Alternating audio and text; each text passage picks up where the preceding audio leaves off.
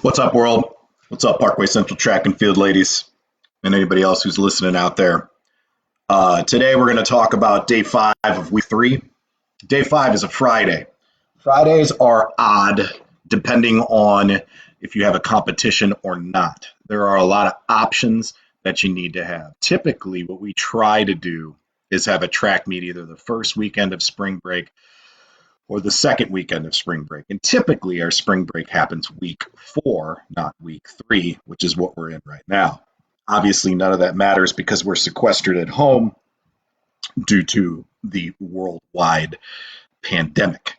However, if we were going to compete, we still want to get something done. We want to do some sort of work that gets our body ready for the next day's competition without fatiguing them. Now, you'll notice my warm up and those things are pretty much the same as we discussed before.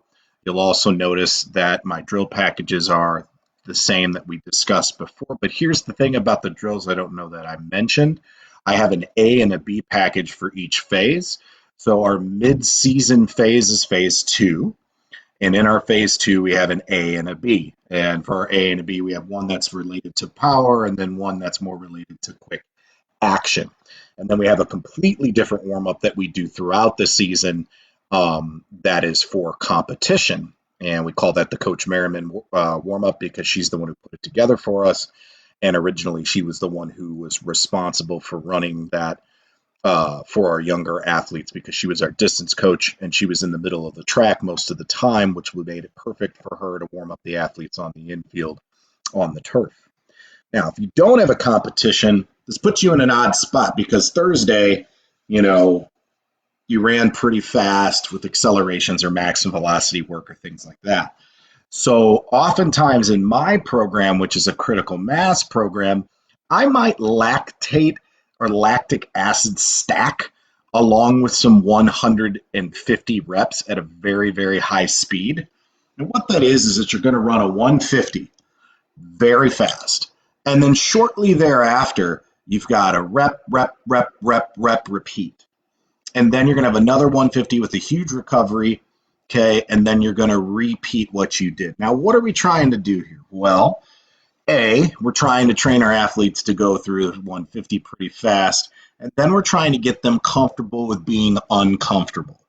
And what this does is if you have an athlete that's a short to long sprinter, this workout is really good for athletes that are short to long. It's brutal.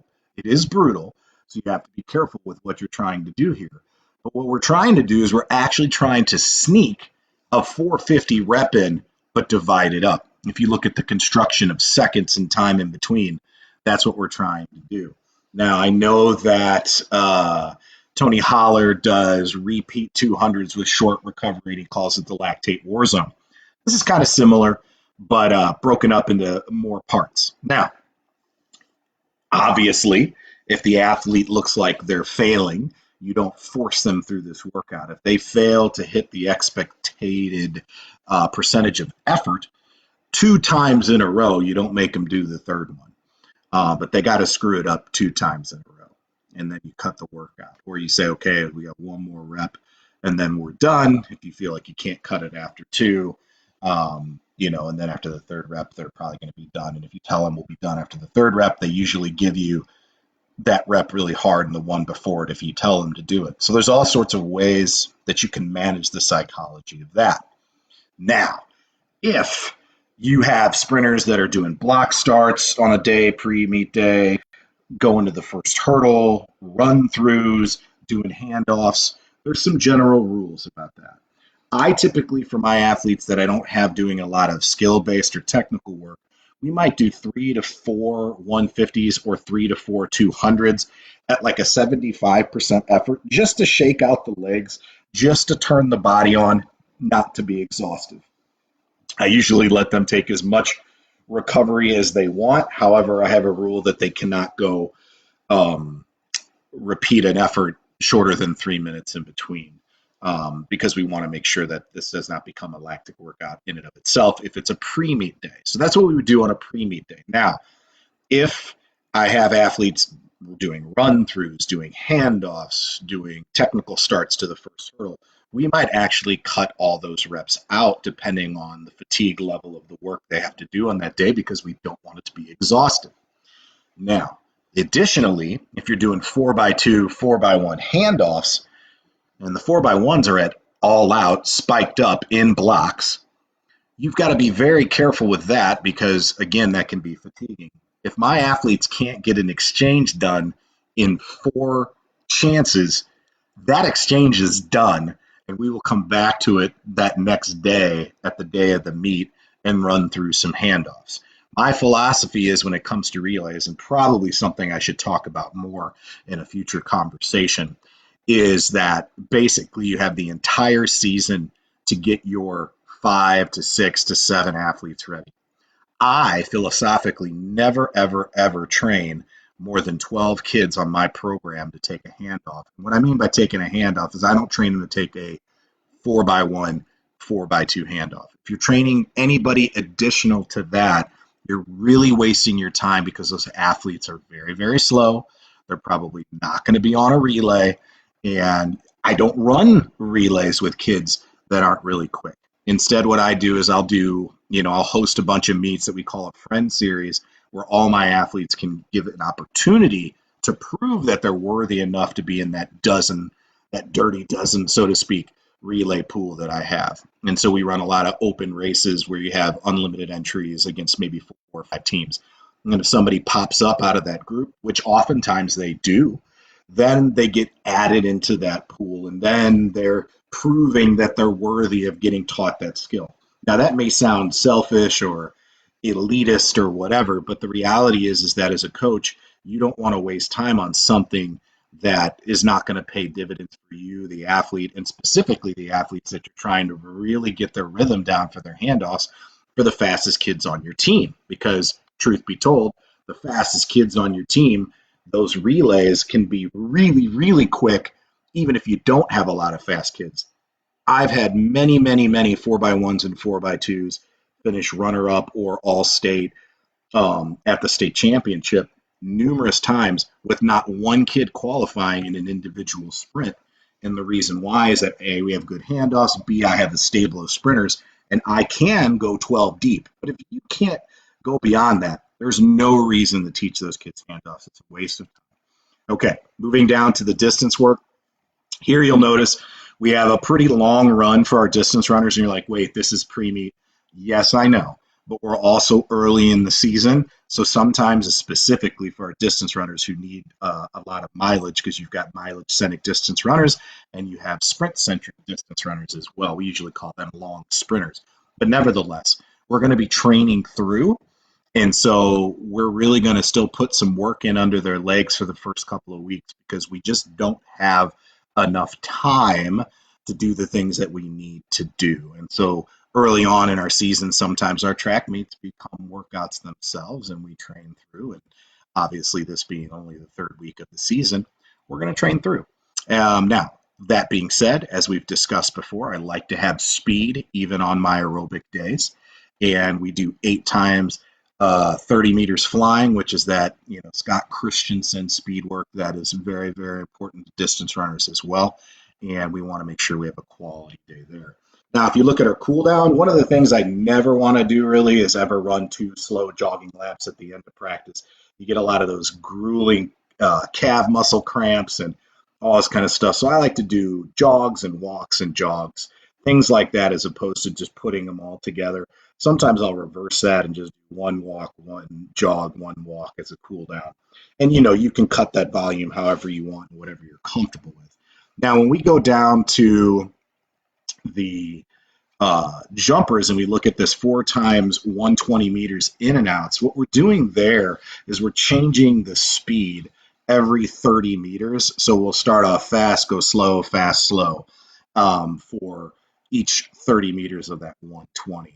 And that's just to kind of, develop a little bit of speed, a little bit of shakeout, a little bit of openness and rhythm for them so that they're not flat the next day. Now, if you do not have a competition on a Saturday, what I'm going to share with you guys now is a presentation that I did for the recent Wisconsin clinic. And what I'm going to show you guys is this race model for the 150 and how it looks on my actual practice and in my training. So what we like to do when we race model the 150 is we do this for the 200.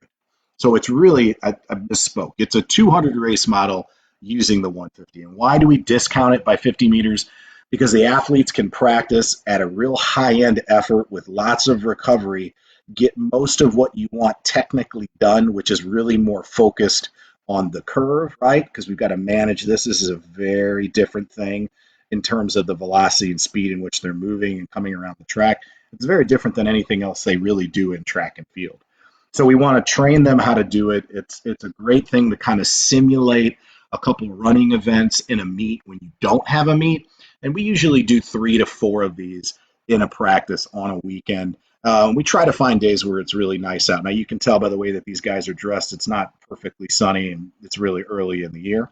But just to kind of break this down before we play the film, the first thing that we do is we set up some cones where we kind of want them to drive to. Now, remember last time I talked to you guys, I put up a cone, you know, 7 steps out. In this particular situation, I kind of put the cone across in a similar spot, obviously moving this cone farther down than this one to deal with the curve. But we want them to drive to that cone. I want them to push, push, push, push, push. Then for about 10 to 15 meters, we want them to blend and transition from a drive phase into upright running mechanics. So we basically say drive, blend. Then from here, we want them to run tight and tall around the curve, tight and tall, tight and tall. And then when they get to here, we want them to start floating to the outside of the lane.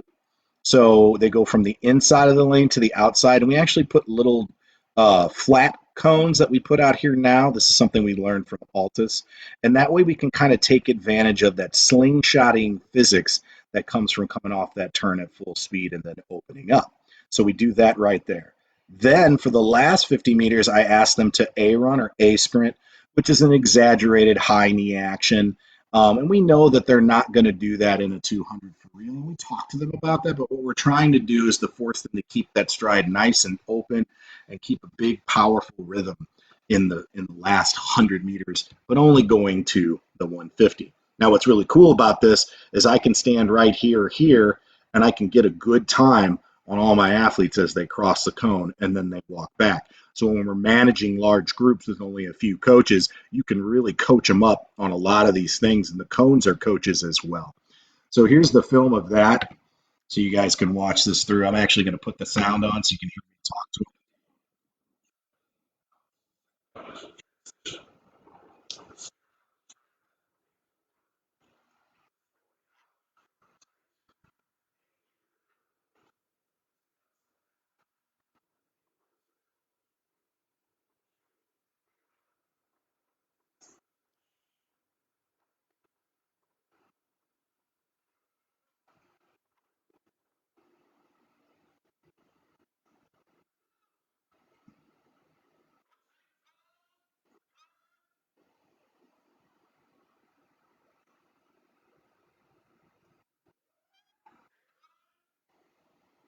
You can see my athlete in the third spot is really A running properly. These other 2 young ladies have to work on knee lift. And if you're looking at this again, and I'll mute it this time, but if you look at the back end of this athlete here is definitely a hamstring centric athlete in the white, and this athlete is a quadricep centric athlete. It's really interesting to see how their mechanics are different when you're cueing them to do different things. Now, these first 3 athletes are all state in multiple events. So it's really interesting to see all that break down. And again, when you film this stuff, you can really come back and cue those things better and show them, hey, you didn't respond here.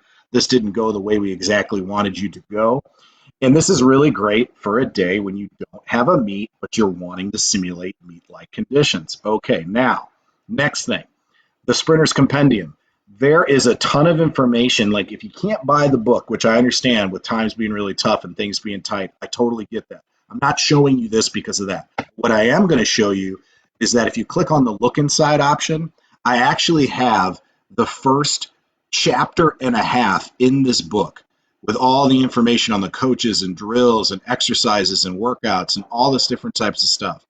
So if you want a good preview of the book, come on down to the Kindle, click on that, and then you go to look inside, and it'll take you through basically a bunch of our warm up and our drills and things like that. Basically a chapter and a little bit extra on terms of what I do in my program in detail, and it's there for you for free on Amazon right now to kind of at least take you through some of our warm ups and things you can do at home. Speaking of doing things at home, because we haven't discussed that yet, when we're looking at some of these workouts, okay, again, it's very easy to get the aerobic stuff done on the roads and on the sidewalk and all of that. With this, okay, when we're doing lactate stacking, again, you just give me a 20-second really hard run. And then with these, because they're so short in between, you can run suicides like you would in a soccer pitch or in a football practice or in a basketball practice. And you just go boom, boom, boom, boom, boom, and you run 4 of those, wait your 60, run another 20-second run, and then you've got a big break, and then repeat those 2 sets. And then you have a complete effort through that workout. That is totally something you can do to get the purpose of this workout, which is really getting comfortable with being uncomfortable. And typically when we do these type of workouts a day after a speed power day, we might have a day of total recovery, like on a Saturday, but then Sunday you would have to work out. We usually don't do that. So we usually go 2, where you go hard on a Monday, medium on a Tuesday, super recovered on a Wednesday, super neural on a Thursday, medium effort on a Friday if you're not racing. If you are racing, it's going to be light. And then on Saturday, pretty intense effort if you're racing or you're just race modeling, and then Sunday a complete day off. And that's kind of our rhythm on how we do these things and how we work these things into our sessions and into our training. Again, another note, anytime I do like a intense day or a metabolic day, so to speak, we usually follow it up with a tempo. And I know that some people poo-poo that more often than not, but the reality is that track and field is more than just the 100 meters and the long jump. So there's a lot more that needs to go on metabolically, biologically, and adaptation wise.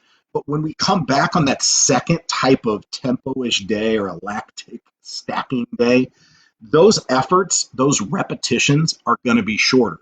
So on Monday, I did my speed endurance day or my special endurance day. On Tuesday, I did my longer tempo efforts. Wednesday, active recovery.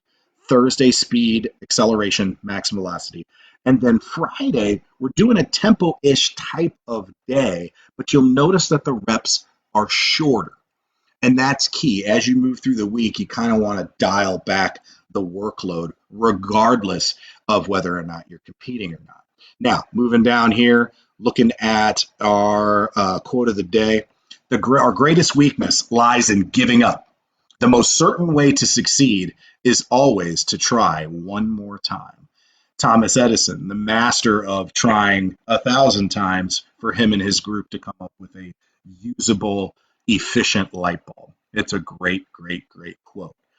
And when we're faced with the things that we're faced with today, tomorrow, for the next month or so, it's really important not to give up. It's really important every day to restart your routine. It's really important every day to make the next right decision, the next right choice. We all are vulnerable and fallible and human.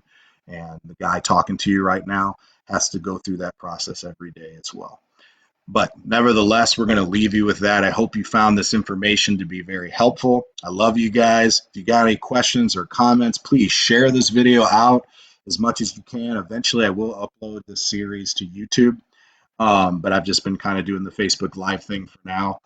But again, feel free, if there's something you want me to talk about or discuss, hit me up, let me know, because I would definitely like to talk to you guys about anything that you're interested in that helps guide me and inspire me for our future conversations. Thanks.